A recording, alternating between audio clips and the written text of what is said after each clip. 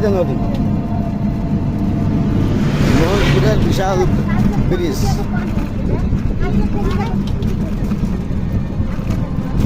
হ্যাঁ, কালকেও পানি পানি আসলো, পানি কালকে পানি পানি হয়।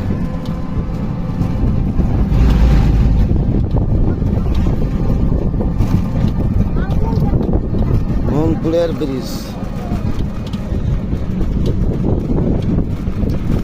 দিনাজপুর যাইতে যে ব্রিজ, সেই মোহনপুরের ব্রিজ।